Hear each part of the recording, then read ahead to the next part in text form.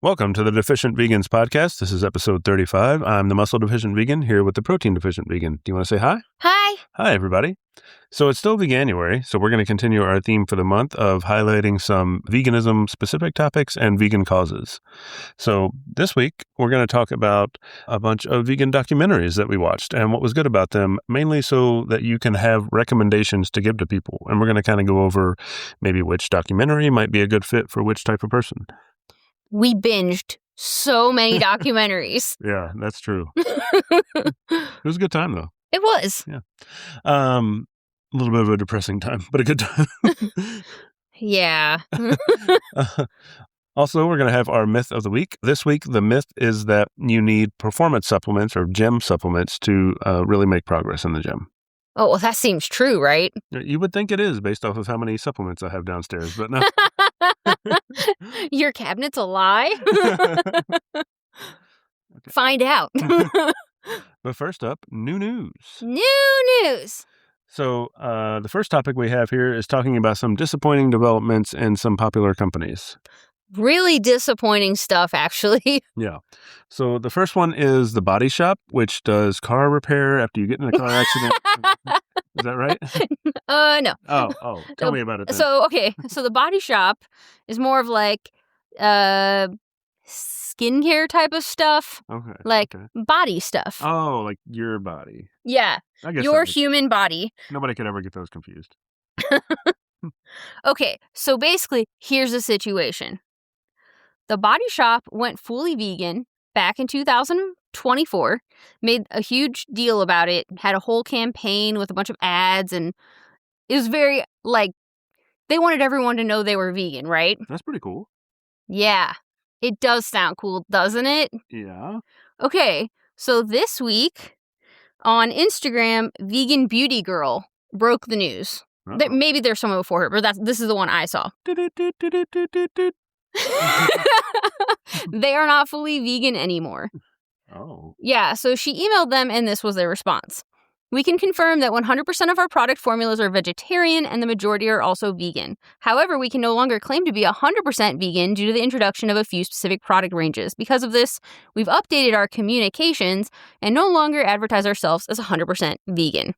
Okay, so they did a big campaign about going 100% vegan. Yeah. And then they did another campaign about we're no longer vegan anymore. No. Oh. Yeah, no, they just quietly became not fully vegan and then didn't really tell anybody. Wow. Which is bullshit because if you're a vegan and now you're shopping at the Body Shop thinking all these products are vegan, so I don't need to read the labels, which is how I would have felt.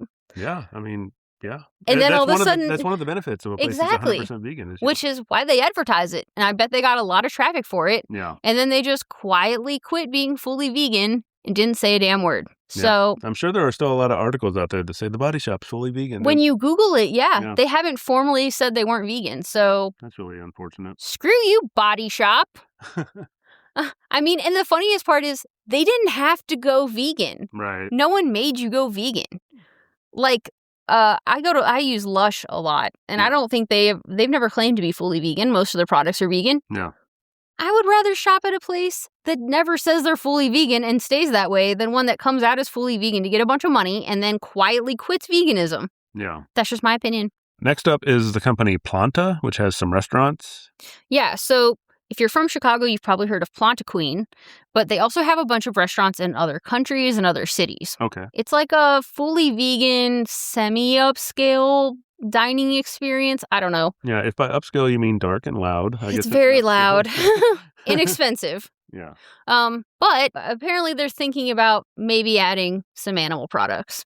Yeah, and this is based on the Plantaseer. Somebody on Instagram put out the survey that they had gotten a hold of from Planta, asking a whole bunch of questions, a few of which were basically like, how would you feel if we added fish and eggs to the menu? Yeah, it was interesting. It was like a soft launch into maybe offering non-vegan food. And for me, that was actually a hard launch. I'm not eating there again. Yeah, and just as a side note, if you are in like the Chicagoland area, the Plantaseer has a lot of good information on like the local restaurants. Yeah. You can follow them on Instagram at the.plantaseer. Plantissier, Plantissier. Yeah, they go to all kinds of vegan restaurants in Chicago, and they post on Threads a lot. A lot of really good stuff. Yeah, cool. Next up, there's a new book on the shelves. We get a lot of questions about like gut health specific things. It seems like a lot of people who are interested in veganism also have an interest in gut health, which is like a really nuanced, complicated topic that even the actual gut doctors aren't too clear on a lot of the time. So we usually can't help. Right. Yeah. But Dr. Will Bolsowich released a new book. Apparently, he's a widely known gastroenterologist, but he released a new book called Plant Powered Plus, which goes over a lot of different ways that plants can maybe help with gut health and inflammation and things like that. Yeah.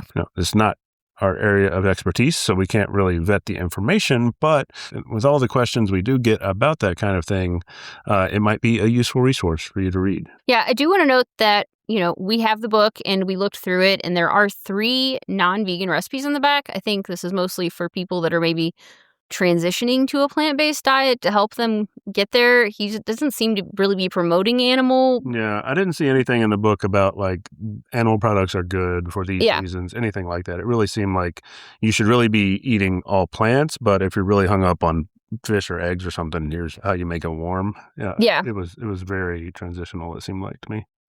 But might be good to know if you're thinking about buying it, just so you're not like, what the hell? Now, to get to the tofu of the podcast. Get it? Like the meat and potatoes, but we're vegan, so it's like tofu and potatoes. I get it. He likes it. Clever girl. So let's talk about these documentaries. I think one of the best ways to influence other people to go vegan is to know all the reasons why maybe a plant-based diet or veganism is appealing.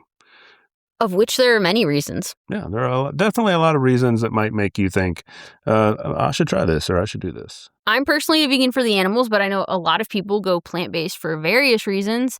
And in my opinion, reduction in animal consumptions are reduction in animal harms, even if their reasons aren't the same as mine. So I think we want to help people do that for whatever reason they want, in my opinion. There are a lot of people who really won't be moved by the animal welfare aspect of veganism. So there are a couple of different approaches that you can take that might make them more interested. They might care about the environment. They might care about their health.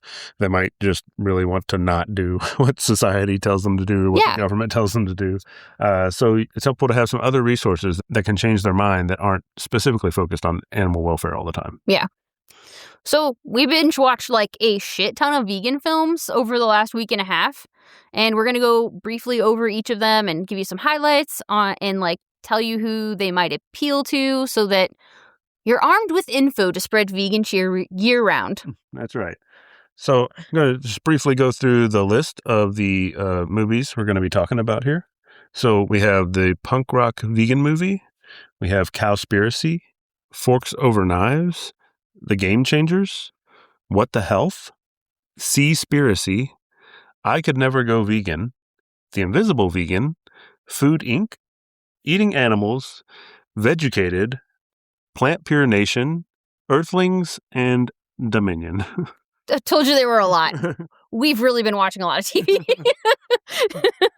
So first up, let's talk about the punk rock vegan movie, which I had never even heard of before we found it the other day. No, and I think it's potentially my favorite vegan movie at this point. Yeah. I really liked it. It came out in 2023, and it was directed and written by Moby, who's a really cool guy. And there's a special cameo from his dog Bagel. Like a really great selling point in my opinion. Yeah, the dog parts of the movie are probably among the best parts. Oh, it's a masterpiece. Yeah. The dog talks. Spoiler alert, the dog talks. And plays chess, I think, right? Or was it checkers? And plays board games. Very talented dog. All right. You can watch that on Tubi, YouTube, or Amazon Prime. Yeah.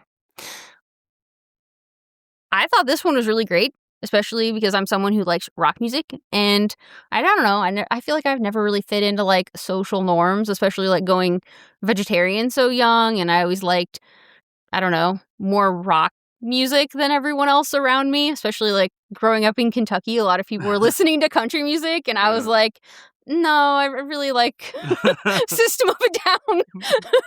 They have a guitar. Yeah. Yeah. It was really cool to see like the history of punk music and how it tied into veganism and animal rights. I never really realized that, that scene was so tied to like vegan ideas and like very vocal about it. Really, Oh, it was like songs, so cool. Entire bands actually around making songs about veganism and animal rights specifically. Yeah, I thought it was also interesting. They were talking about how, like, at the end of the shows where they had a merch table, they also had like pamphlets on how to go vegan and stuff, which is really neat. Very punk. I don't know. So for me, what I really liked about this is they really showed veganism as this really cool thing. And I had never really felt like veganism was like considered cool before, Yeah. But like it makes so much sense because veganism is anti-establishment and it's anti-capitalism. And it's like seeing past what the government and corporations tell you to believe. Yeah. So yeah, of course it's fucking cool. Also, there's a lot of really cool cameos in the movie. There are musicians. There are a lot of musicians who are apparently vegan from pretty big bands that I didn't know about. There were a lot of really cool cameos. If you like rock or punk music, you should watch it just for the cameos. Also, I liked it because it's a really different vibe from any of the other vegan movies that we watched. And I feel like it could really influence like a completely different demographic than the most vegan films target. I don't know.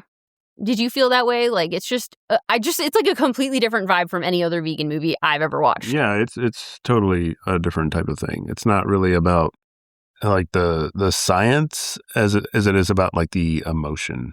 Yeah. And it's like it touches on history, which is interesting. And, you obviously see all of these like famous musicians. I don't know. I left the movie feeling like, man, I'm part of a really cool club, which I've never felt like that before. So I think it's a good way to get a movie to make you feel, Yeah. I feel cool. So going back to like who each of these documentaries might be a good fit for, this one might be a good fit for like somebody who sees himself as a rebel, anybody who's questioning the government, a big punk rock fan. If you see somebody walking around with like Liberty spikes, probably a good candidate for this kind of movie. Yeah. Don't you want to be in the really cool kid club? I don't know. Go vegan. So I don't know. I think this one was my favorite, personally. Yeah, it was cool. Next up is Cowspiracy. Came out in 2014. This one's pretty popular. You can see this on Netflix, Amazon Prime, YouTube, and Apple TV at least. This was one of the first vegan documentaries that I personally stumbled upon. I think it's definitely more of an environmental angle, but it also touches on some animal welfare stuff too. Yeah, this one is about mostly the environmental impact of the meat and dairy industry and how, they feel like it's the number one environmental threat over everything else. Yeah. Yes, higher than oil and gas, transportation. Isn't that nuts? Because you never hear about that. Yeah. And it seemed like based on the movie, not many people want to talk about it. Oh, I know. A big theme of the movie was how large environmental organizations continue to like fail us because they mostly won't acknowledge it and they also won't do anything about it. Yeah. For me, like I worked in the oil and gas industry, so like I found this wildly fascinating because in the oil and gas industry, like everyone knows their pollutants, right? Like everyone knows everyone knows they're polluters. Yeah. It's like, but yeah, right now you need gas for driving vehicles and and like planes and all kinds of other stuff, Right. But like, it's really interesting because you talk to people that aren't even super big environmentalists and they're just like, oh, you work at the refinery, that place is gross and blah, blah, blah. But then meanwhile, the animal industry just gets away with it. Yeah. And also like... because it's food. You have to have food. Do you have to have that food? No, that was sarcasm. I just also think, okay, here's the other thing that I find interesting as someone who worked in oil and gas is like, I know that oil and gas has their hand up Congress's butt, right? Yeah. They're puppeteering stuff. But like, obviously they're not doing as good of a job as the meat and dairy industry because like every couple years we have to put in some kind of like new processing unit or something that cleans up the air better, right? Like some kind of like environmental protection, like, and things get more and more strict for the oil and gas industries, which I'm not saying is a bad thing. Yeah. But what I find interesting is like, they're not really requiring any of that for the meat and dairy industries. And like, these are in far more towns than like refineries and chemical plants. Yeah. I don't know. I just found that interesting. Like, whoever is lobbying for meat and dairy is obviously doing a great job. Yeah, so this movie would probably be good for somebody who's like really into the environment, really into climate change, because I think this one would definitely influence them more towards the veganism. I think they'd be shocked. Yeah. Next up is Forks Over Knives. This one is one of the first ones that I watched, and I really liked it. This was released in 2011. You can watch it on Tubi, YouTube, Amazon Prime, and Apple TV at least. They talk about the idea that most, if not all, of the degenerative diseases that humans can get, basically, and the most likely causes of death long term, those can be potentially controlled or even reversed by eating a plant-based diet. Yeah, I felt like it was really similar to like the book How Not to Die, kind of. It touched on really similar topics. Yeah. This is another one. There are a couple movies like this, but basically they grab some people, have them do a plant-based diet, and all of their blood work improves dramatically. It's always so crazy. It's time and time again. Like every time somebody, and for me personally as well, when I went vegan, like I had relatively high cholesterol. It wasn't like clinically high, but I was getting there. I was, like, oh, I got to start thinking about this. And then I go vegan, and it's like over 2 or 3 months, it just plummets. It was almost too low. Yeah, I mean, it's still like clinically low now, which is luckily not an issue, but yeah, I mean and that's the main one they focus on in most of these movies as well as cholesterol, but it just plummets every time almost. Oh yeah. I don't want to say every time, but for so many people, just switching to a vegan diet, especially a whole food plant-based diet, is like a dramatic improvement in your blood work. And it's crazy how short of a time period it is too. Some of these movies are like, it's 2 weeks and you can already see a change. Yeah, so they have a ton of information and resources in addition to the documentary. They've got a website, they've got a cookbook, they've got a whole recipe blog situation. They also have like online cooking classes you can take too. Yeah, they have an app. And again, this is mostly focused around a whole food plant-based diet. So it's not like a normal vegan diet, quote unquote. This is a health-focused plant-based diet. Yeah, for sure. It didn't really... that I can recall, I don't think they really touched on animal welfare or anything like that. It was very health-focused. So if you have anybody that really cares about their health or is having health issues, especially like if you're getting older, your cholesterol is creeping up, you're starting to worry high about blood pressure. I would probably watch the documentary, obviously still work with your doctors and stuff. But it's really interesting for that kind of thing. We're not like saying this is a magic cure-all. No. But there's a lot of interesting science around it. Yeah, so for sure. Cool. Next up is The Game Changers, one of my personal favorites. Probably my favorite, actually, overall, I would say. Oh, I know. I think was this the first one you actually watched? Because I remember I sent you a clip about it. There's a clip in there where they they measure the erections of men who ate different things. Yeah, the overnight erection, like girth and intensity, basically. Guys, I was trying to convince him to go vegan when he moved in. So I sent him this and I was like, hey, I'm just saying, this could be something you want to consider. So this came out in 2018. It's on Amazon Prime, YouTube, Apple TV. Yes, vegans have scientifically proven better erections. It's science. You can't argue with science. And also, this movie really highlights, that's not what the movie's about necessarily. That's actually the entire movie. This movie really highlights elite athletes being able to do what they do as a vegan, right? So there's like some powerlifters, some endurance athletes, some football, basketball players, things like that. So really good just for anybody who's focused on trying to be strong, trying to be athletic, and maybe hesitant to go vegan because they think it's going to impact their performance with that kind of thing. Yeah. I think this is what you would send someone that says you can't be strong or build muscle on a plant-based diet, because there are a lot of people disproving that in this film. Yeah, and this is another one that's pretty much exclusively like health and performance-based. This is more about performance-based health than it is like general like longevity-based health. Right, yeah. And not so much about animal stances. Yeah, it's more of like, what can you do? Like, right.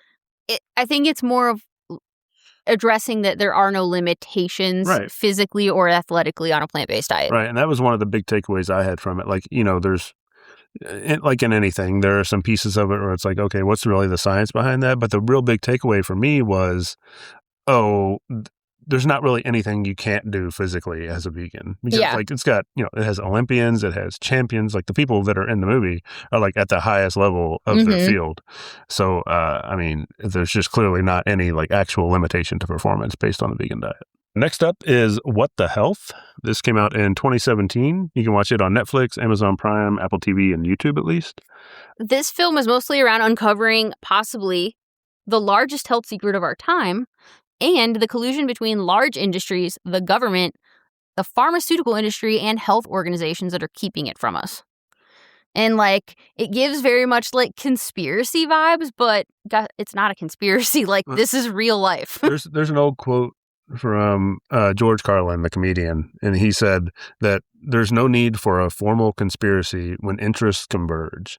And I think about that a lot because it's not like these guys are all necessarily like in their little cloaks in a back room saying like, how do we screw the people? Sure. It's just all these different interests align at the same point, so they all protect their own interest, and that really is a negative consequence for, people who are really worried about their health. So. Yeah. And I think that's true for this because it's basically like this country eating meat and dairy, right?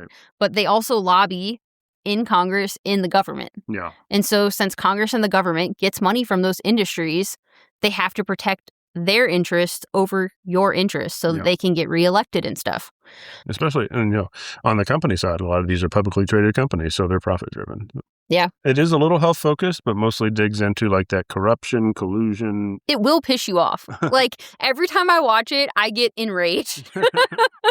Because you just think about it, it's like, if we would just be honest about what the science shows, if the government would just actually give people recommendation based on science and not special interest from corporations, the country would be so much healthier. Medical costs would go down. Like, we'd be in a better place as a society. So it's really frustrating to watch it, but I really appreciate them putting it out there. Yeah, maybe we'll get there one day.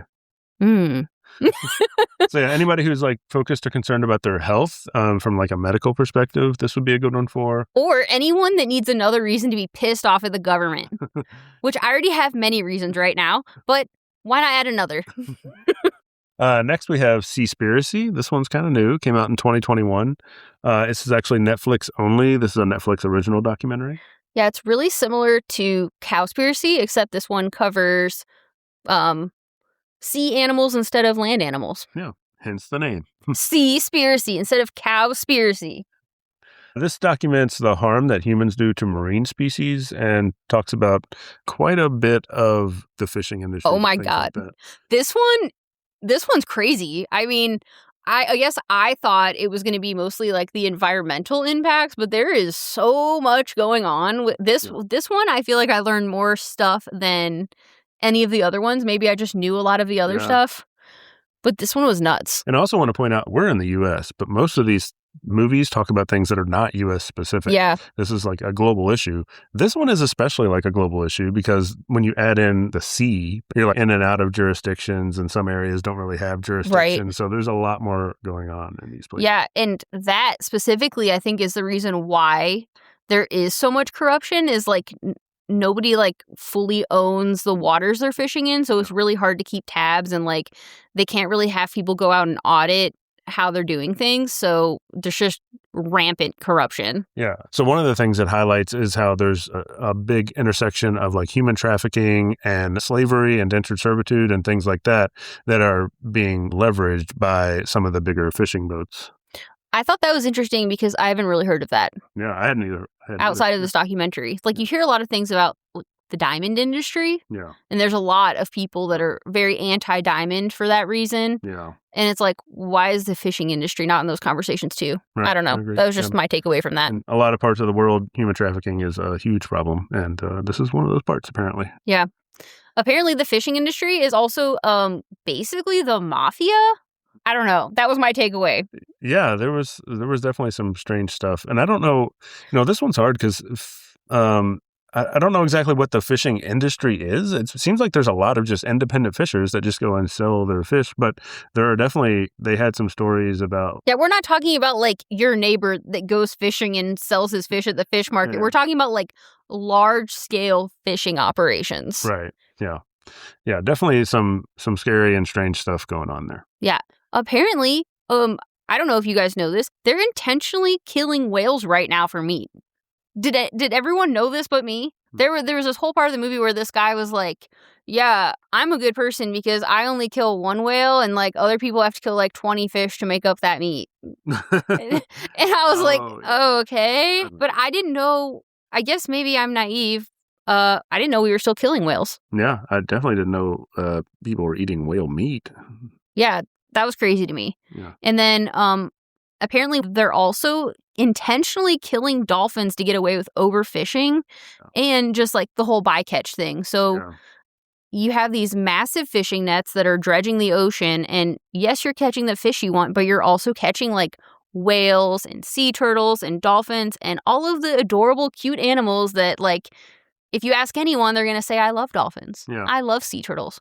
Well, that's what's happening. Those are dying too. Well, the interesting part to me was when they talked about the dolphin safe labels. Yeah. Apparently that's like very poorly monitored. Like they have people that are called monitors that apparently very rarely actually go out to the boats to make sure there are no dolphins being caught. It's just kind of like an honor system. Mm-hmm. And then they've had a couple monitors that go like missing on the high seas. And some other scary things like that. That's the mafia part. And then you have these like marine and environmental organizations and stuff, right? That are telling people the best way to preserve sea life is to eat sustainable fish sources. Right. Which is, that's not a thing. But there was this interesting part where they were like, so wouldn't the option be to just stop eating fish? Yeah. And then the one girl said it, and then her boss was like, no, she did not say that. Yeah. And got real pissed and turned the camera off. It was very spicy. But we also learned that the ocean is a huge carbon sink. Yeah. For the environment. And also we're destroying that too. Yeah. So a lot going on in the ocean that I was not really aware of. Yeah. They said that the current prediction is that the seas will be empty by 2048 if we don't stop overfishing. Yeah. That's pretty soon. Is like terrifying, honestly. I think I saw something, and hopefully that prediction's way off. I saw something, and I don't think it was in this movie, but I saw that there's more plastic in the ocean currently than sea life. Wow. Which, like, guys, we fucked up. Yeah, so who this one would be good for is anybody who cares about the planet, the environment, specifically people who care about dolphins and whales and sea life. Like, if you have a mom, right, that collects glass dolphin figurines or wears sea turtle necklaces, send it to her. Yeah. Or anybody particularly sensitive about human trafficking, which you would think could be everybody. It covers a lot. This one covered a lot. Yeah. Next up is an even newer one. I could never go vegan. Yes, this one was your favorite. Yeah, it was really interesting. It came out in 2024. We can watch this on Amazon Prime, YouTube, and Apple TV at least. This one is kind of like a little myth-busting movie. Yeah. They take a lot of the popular objections and myths, kind of like a lot of the content that I make at least, and go through and explain to people like, okay, this is the objection. This is why that objection doesn't really make sense. And there's probably like 10 of those throughout the whole movie. Oh, yeah. They do a great job. I feel like if I was talented enough to make a movie, this is the format I would use to try to convince people. You'd have to get a cool British accent, though. Yeah. No, that definitely helps. It helps the movie. So smart. Oh, my gosh. It really did. The accent made the movie. Yeah. Congratulations, sir. Yeah. So one of the big takeaways, and I think this one is, fairly well known, but probably not like super well known. I don't think I really understood this. Yeah. But, so using antibiotics in the livestock that ends up as food is causing us humans who eat that food, or not us, obviously, but humans, I've eaten that food, I'll say, causing us humans who eat that food to be more resistant to antibiotics when we need it because we get sick. Yeah. We've heard a lot in the past about not using antibiotics to treat like every little thing because we cause like super bacteria that are resistant to antibiotics and things like that. So we have that issue kind of multiplied by the fact that the antibiotics are also in our food source. So we can't really avoid them entirely. And I think there was I don't think it was this movie, but another movie mentioned that 80% of all antibiotics are used in factory farming, which was a crazy statistic. Oh, that is crazy, yeah. I've seen labels on stuff that's like antibiotic free, and at this point, I don't really trust many of those labels. It's like grass fed doesn't really mean the cow's like wandering around in a pasture eating grass. It just means they're getting grass dumped on their head in their cramped environment. So a lot of these labels are like, okay, let me find the loophole that allows me to put this label on my product and charge twice as much for it. It's like the dolphin-free tuna. Yeah. No, it's not, guys. Anyway, I'd be really hesitant if you're using those labels as a way to justify what you're eating, but I guess that's probably another story. Yeah. There was some fairly graphic footage in this one. I am very sensitive to that, so I just kind of close my eyes and let him, and he tells me when I can open them. So who this one would be good for? This one's actually really beginner-friendly. This one, for somebody who is kind of like, oh, I wish I could go vegan, but this and that and this and that. Yeah. This one is great for just breaking down a lot of those really popular, common, objections. I would be shocked if you have an objection that's not covered in this video. Yeah. Next up, we have The Invisible Vegan. This one's in 2019. You can watch it on Amazon Prime, Tubi, YouTube, or Apple TV. This one explores the problems of unhealthy dietary patterns in the Black community and focuses on health and wellness possibilities of a plant-based diet. It also covers like a ton of other reasons to go vegan as well. I would say it's actually kind of similar to the like I could never go vegan format where she's like busting all of the myths. But there's also just like a big focus on the Black community, which I found really interesting. Yeah, there's also a whole lot of Black-owned vegan restaurants. And it seems like Black Americans really lead a lot of the vegan movement here in America. Yeah, they're always leading the good movements. And we're always a little step behind. So thank you. Here's a cool statistic I found, like after I watched the movie, is that Black Americans are nearly 3 times more likely to follow vegan diets than the general population. Yeah, I thought that was really cool. I thought that was awesome. And then this documentary also covered some history as well, like famous activists and stuff that were vegetarian or vegan. Rosa Parks was apparently a vegetarian, which I didn't know. Yeah. And I guess actually this podcast will come out on MLK Day. So Coretta Scott King was a vegan. Which is really neat. Honestly, I feel like this documentary would be good for anybody who's interested in a plant-based diet because it covers a lot of the reasons why you might go plant-based. I think it kind of covered the full spectrum. Yeah. This one touched on animal welfare a little bit, but it is mostly focused on health and trying to improve the health. And then I think it moved into some other reasons. Like it did touch on like the environmental aspects and the animal rights aspects. It by the end, I think it kind of covered everything. Yeah. But it was mostly focused on health. But anyways, go hit up your local Black-owned vegan businesses because they're doing a lot of work. Yeah. Oh, and also this one, The Invisible Vegan, is named after a person. So on Instagram and, all the other stuff. That's her handle, The Invisible Vegan. Right. So look her up. Cool. Next up is Food Inc. This came out in 2008. You can watch this on Amazon Prime, Tubi, YouTube, Apple TV, or the Roku channel, at least. This is another one that pissed me off. Yeah. It's like the corporations and the government are evil because they're profiting off the country's poor health. That was my takeaway. Yeah. And there was a segment in there about Oprah being sued for talking shit about burgers. during mad cow disease, During mad cow disease. She was like, I won't eat burgers anymore. And I guess she got sued. I don't know. That's crazy. They can sue you. I'm not going to eat burgers anymore. What are you going to do about that, big beef? There was a lot of stuff about the seed industry, specifically in farming. Yeah. There's a certain company and they do this thing where they won't let you replant your own seeds. Yeah, they tightly control basically how their seeds are used to plant crops. And then they also have, pesticides that the reason the seeds are customized is basically so you can spray pesticide and it will only kill the things you want to kill and not kill the crops. That was the original intention of that kind of seed. Unless your neighbor's using a different seed and then you kill all of his crops. Yeah, that's one of the big problems for sure. And then, they don't allow you to replant your seeds. So there are a lot of farmers that are basically stuck on the hook having to buy their seeds year after year when, technically they could replant them. So yeah. There are a lot of issues there. There was a lot of shady, seedy stuff going on. Oh, that's good. But yeah, if you want to get pissed off, this is another good one to watch. Let the anger flow through you. Yeah. This one really focuses on like the companies that are involved. Yeah. And they don't always seem to be aligned with our interests. They're never aligned with our interests. They're aligned with their own interests to make money. Yeah. So I think this one would be good for anyone that just wants to be mad at the government and evil corporations. Yeah. Next up is Eating Animals. So this came out in 2017. You can watch it on Amazon Prime, YouTube, Apple TV at least. This is actually based on the book that turned me vegan. Yeah. And apparently it also turned Natalie Portman vegan. And so she produced and narrated this movie.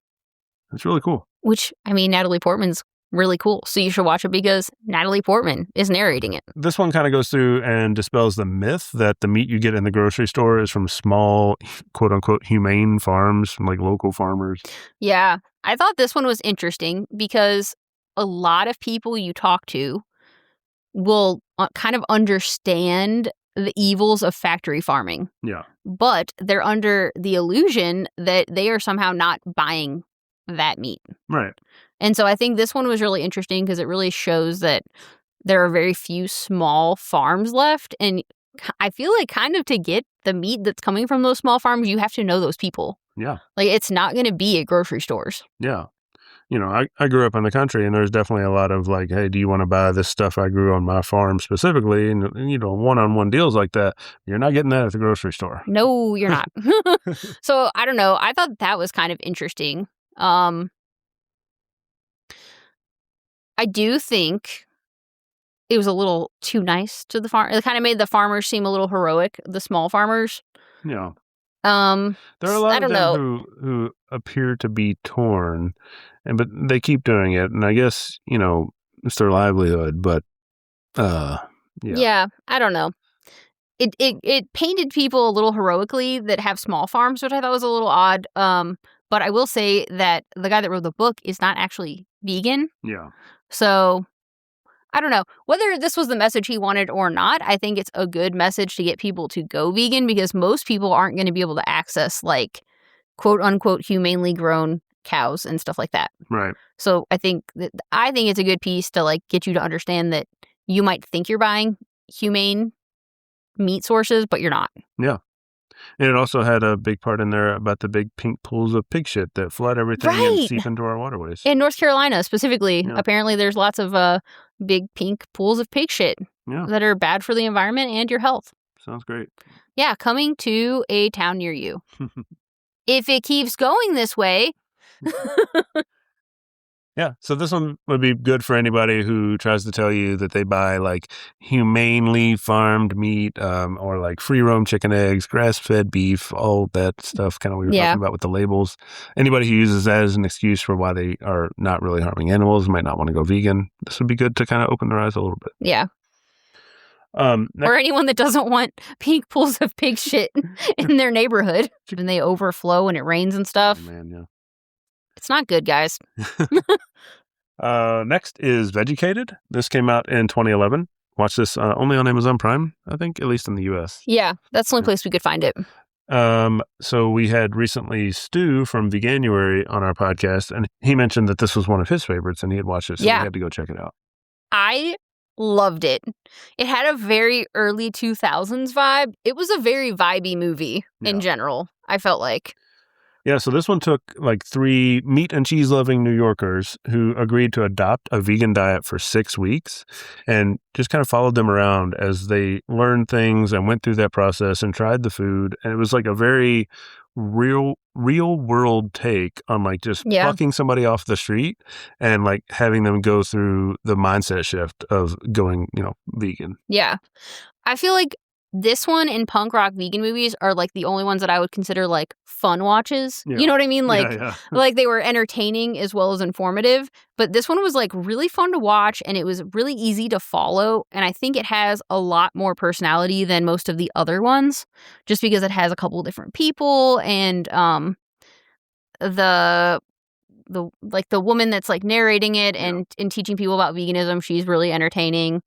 And you just got a lot of different personalities from the people going vegan. I don't know. It just felt like an easier one to watch. It's more of like a reality TV show vibe, I guess. Yeah, it was really interesting. The most interesting part to me was like watching their perspective slowly shift. So you start out with these people who are really skeptical and like they really like the food they're eating and they're like, oh, I don't know if I can do this.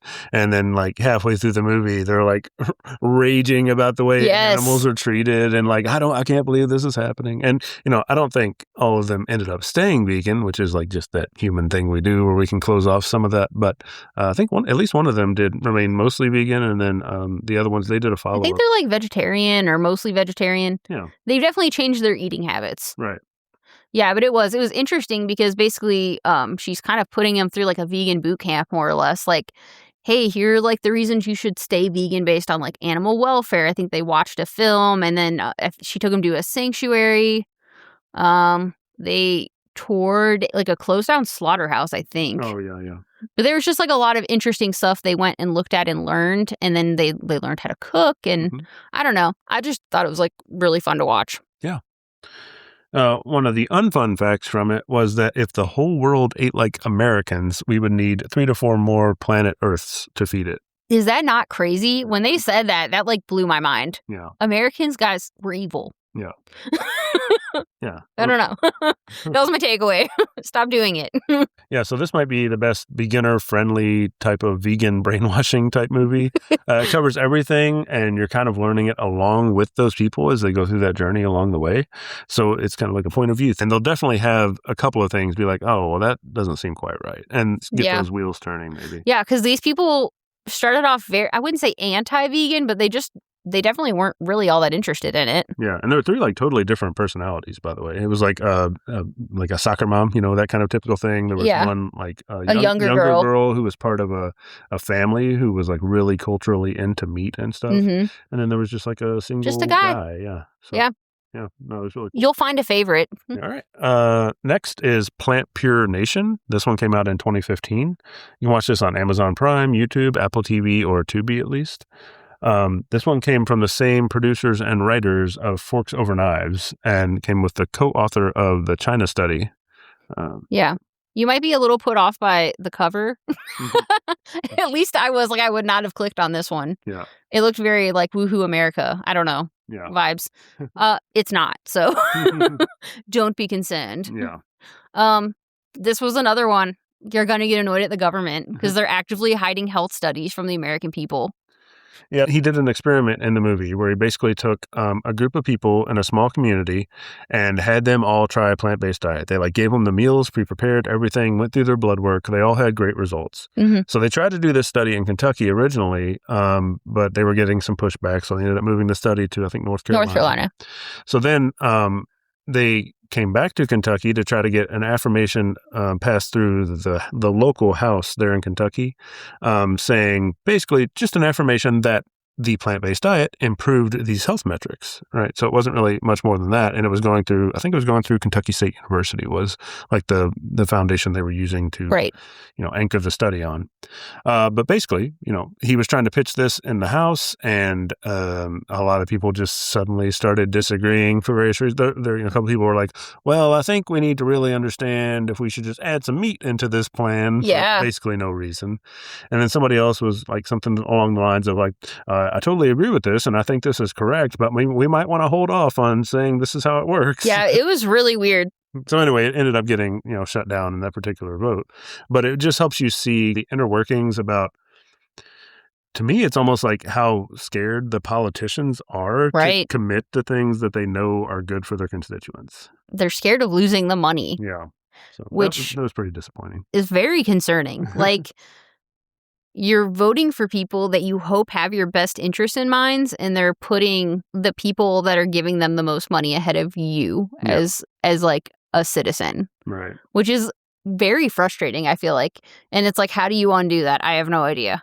Yeah. But the objections were not even like tangible objections. It was just like, well, can we put meat in there too? Yeah. I'm not going to sign this unless it also says and meat. And it's like, it already says and meat. Everyone already eats meat. Like, oh yeah, and the bill was actually not even to say it was purely vegan. It was like predominantly a plant-based diet, which already, and one of the people in the House there did point this out, and he said, basically, they kind of argue internally, how it works, but he was basically saying it already says only predominantly plant-based, which implies that you could eat some meat.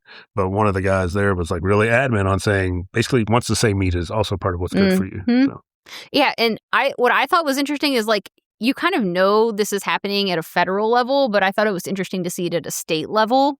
Yeah. You know, because, like, we both lived in Kentucky, so it was, like, really interesting to hear, like, oh, this guy's from, like, Nelson County, Kentucky, and, like, you know, and then, you know, it's just, like, places that we know, and you have the actual, like, representative from that small county, and they're also actively working against you, so I don't know. It was, like, disappointing and a little shocking, I guess. Yeah. You just wish that they cared more about the people than the companies a lot of the time. Yeah.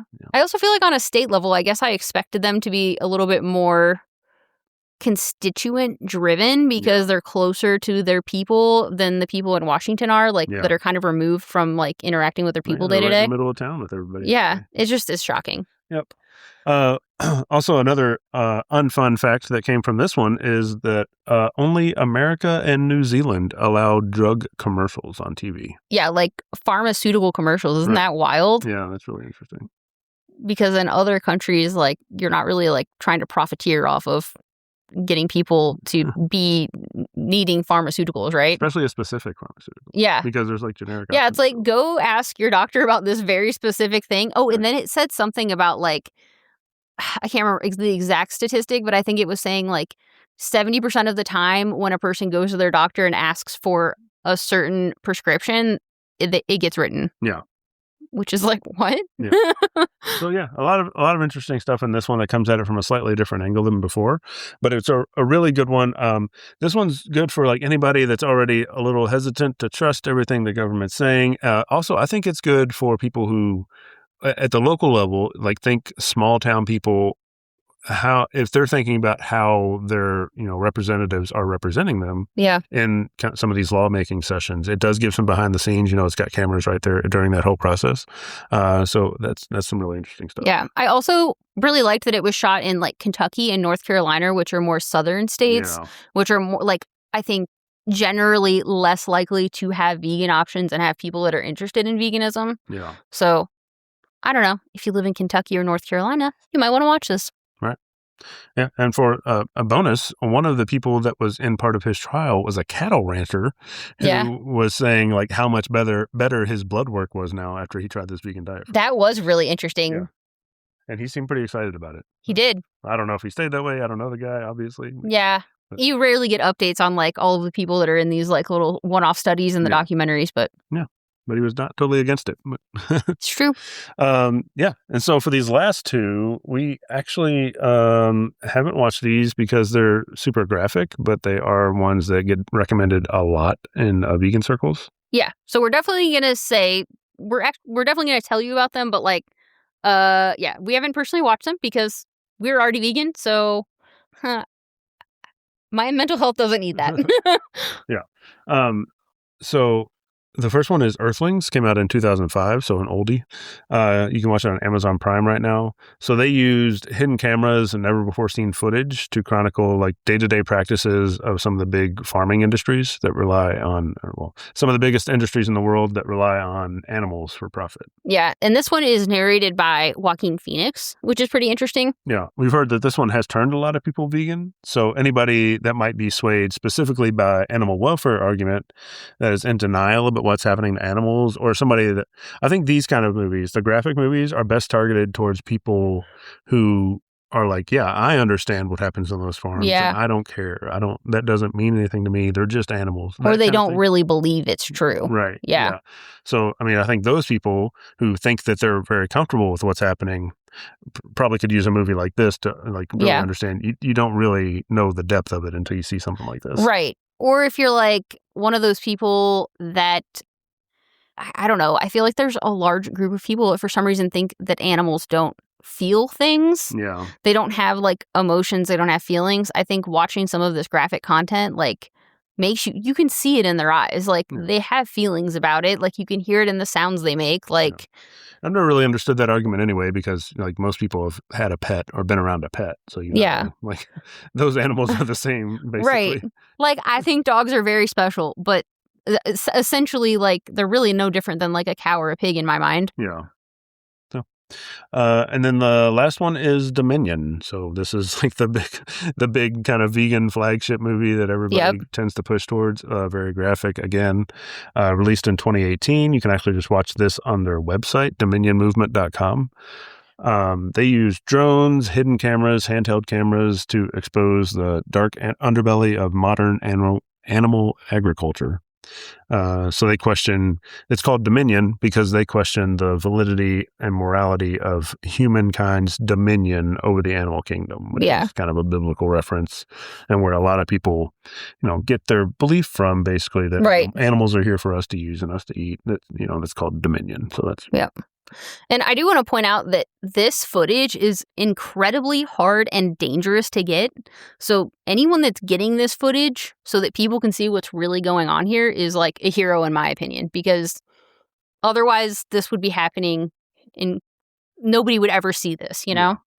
It's a big deal. It's like scary and dangerous to get this footage. So, This one is most often given as a recommendation on Reddit and other online forums by vegans. It's one of the only documentaries that's like exclusively about animal welfare. Yeah. This isn't about health at all. Or environmental. Right. Like, this is only about animals. Yeah.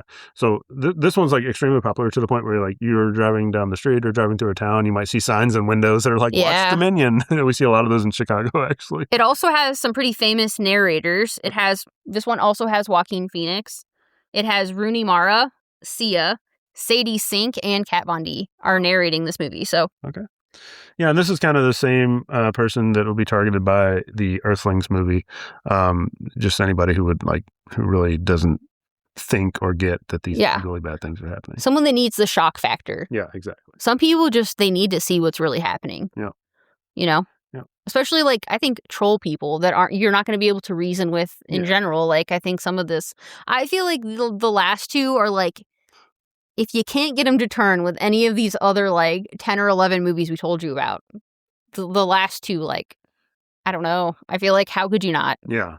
And there are a lot of movies that focus on the health, but some of these are more even if it was not as healthy to be a vegan, you still do it because of stuff like this. Oh, for sure. Yeah. I mean, that's how I've always felt. I think when I went, vegetarian, I think there were a lot of concerns around and these are still predominantly held beliefs that are just factually untrue, though, that it's an unhealthier way to live, to not have the protein from meat and whatever.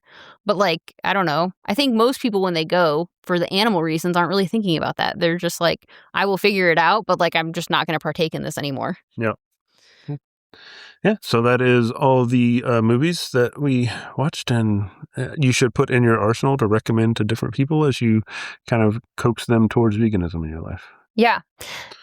And if you have any other ones that we didn't list that turned you vegan or that you really love, let us know, because we'll watch them.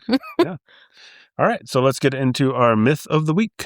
This week, the myth of the week is that you need performance supplements to make progress in the gym.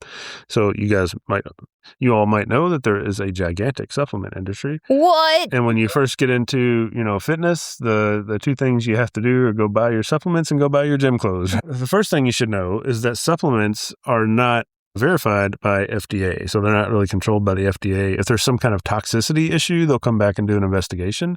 But as far as the veracity of their claims or benefits or anything like that, none of that is monitored by the FDA. You can go make a supplement and say, it does this and this and this, and it's not an actual drug. So there's nothing that really stops you from doing that. So they can lie to you.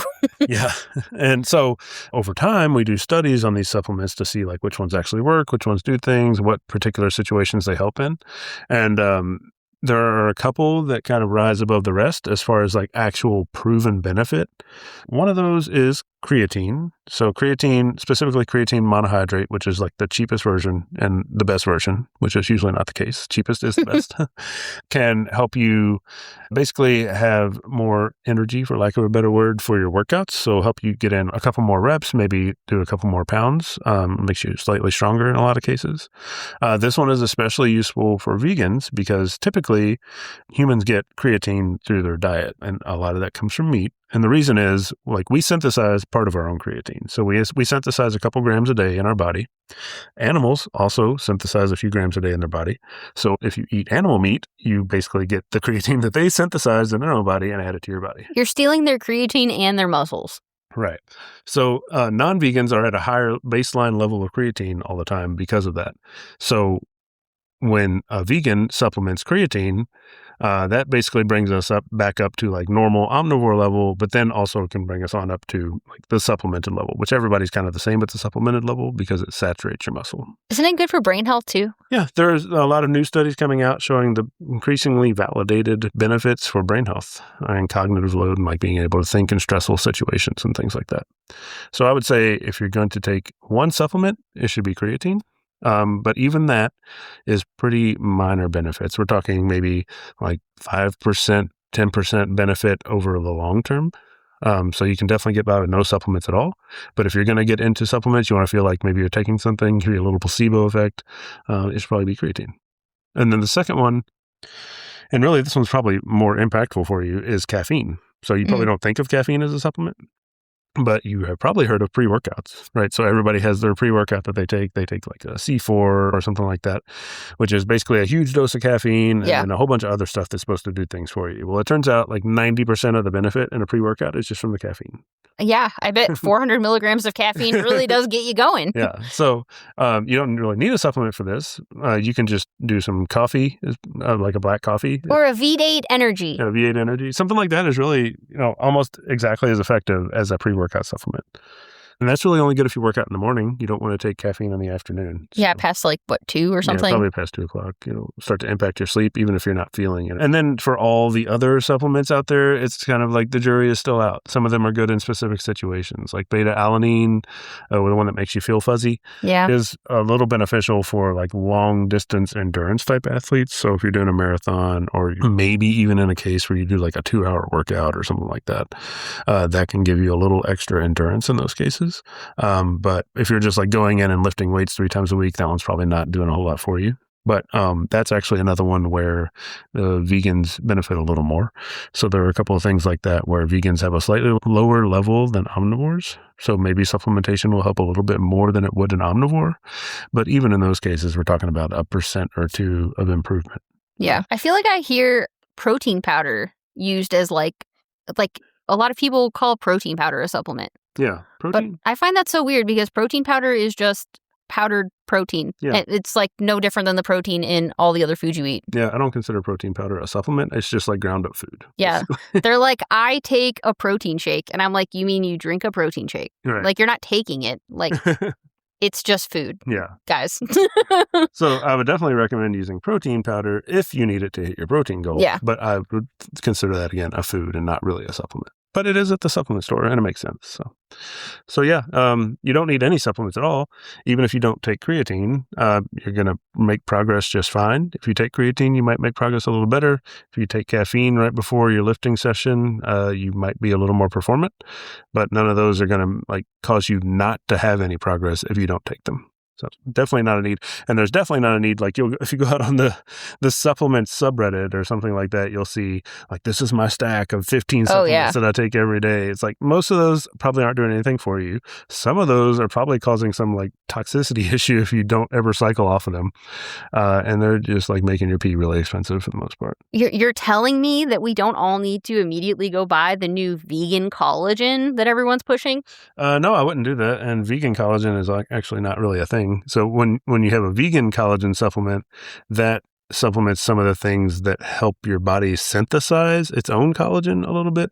Theoretically, again, there's no, and even behind like actual collagen supplementation that includes, animal-based collagen, the science is very split on that. So even if you weren't a vegan and you were taking actual collagen, the benefits are not well proven yet.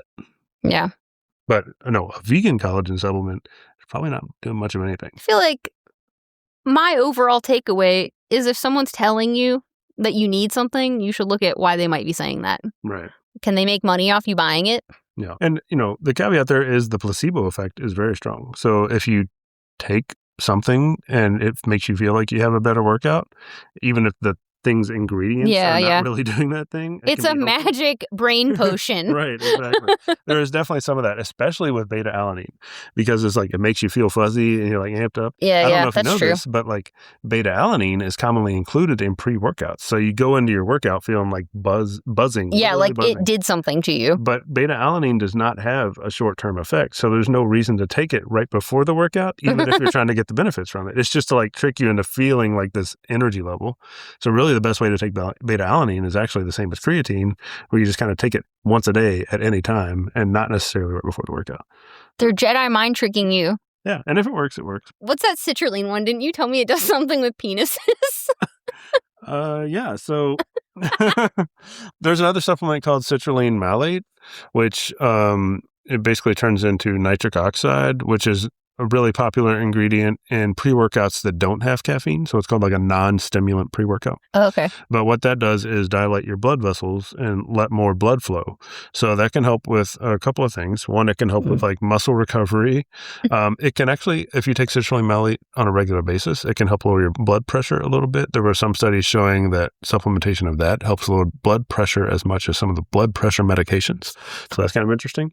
Yeah, and also if there's anywhere else you would like blood to flow through, it can help with that a little bit as well. So maybe if you're, stuck taking that little blue pill, you might just try some citrulline malate for a little bit. The pump is another good thing. Nitric oxide is big for the pump. So if you're like really doing like aesthetic training and you're really lean, you're going into bodybuilding, you'll probably take something like citrulline malate, some other kind of nitric oxide. So your muscles look all pretty? Yeah, they look huge and like feel tight and things like that. So it does a couple of real things. Just for general performance, it's not probably a super big differentiator, but it is the main ingredient in the non-stimulant pre-workouts. So personally, the only supplements I really take now are creatine. I do take citrulline malate. And I also take beta-alanine like daily with the creatine as well. You like being itchy. Yeah. Oh, and then also essential amino acids for vegans specifically. So if you were not a vegan, I would say essential amino acids are like totally worthless because basically everything you eat as a non-vegan is going to have the full spectrum of amino acids for protein. But as a vegan, essential amino acids can be a useful supplement, especially if let's say you have a big meal of seitan in the day and that's like 50 grams of your protein for the day. So that's going to be a little lower in lysine.